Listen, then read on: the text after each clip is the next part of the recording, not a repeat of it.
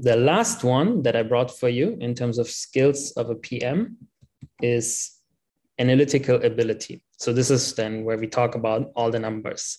So when it comes to analytical ability, it's mostly around how well you understand numbers and metrics for your product, which then also helps you getting to the root of any problem by looking at these metrics.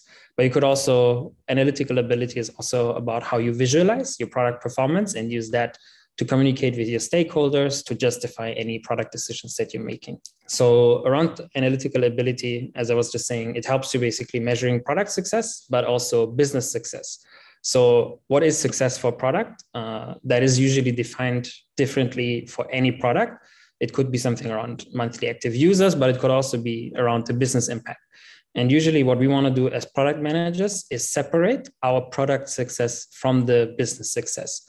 Both are important, but imagine this, you're launching a new product and then you're expecting, for example, the number of new customers to increase as a result of the product. But what actually ends up happening is that the number of new customers drops. And then you're asking yourself, what happened? Was my product not successful? And if you investigate, you might realize that, oh, actually, it is a change that the marketing team did. They stopped the marketing campaign just at the moment you launched your product. So the numbers say your product wasn't successful, but maybe it was. So that's what I mean by separating business with product metrics. What you want is a success metric for the specific feature. So if you then break it down, you have a feature around new users, probably a product metric would be a conversion rate. Like how well are you able to convert a visitor into a sign-up? No matter how many people are being brought in, the conversion rate will be a good determinator for the success of the feature that you launched versus to what the rest of the business is doing. And really understanding what is the funnel of your of your product, what are each steps that the user needs to take to complete the process from visiting your website or visiting the app store to getting the actual value that your product offers. It's good to know what are the right metrics to measure that.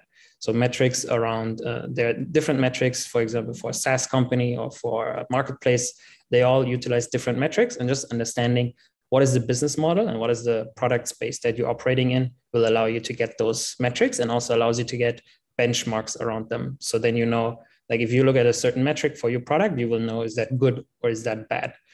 And then lastly, knowing what is the right metric.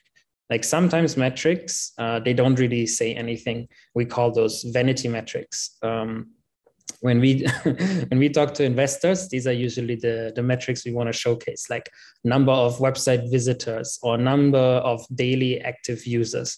These numbers, they don't really say anything because you could have 1 million users, but none of them convert into a paying customer.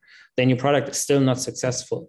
It's maybe nice. It's a good product that users love. They love using it. But if you're not able to realize the business value, it's not necessarily a good product. So using the right metric, choosing the right metric will allow you to basically be laser focused on that vision.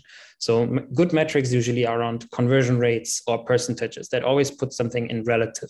How well are you able to get people from one step to the next?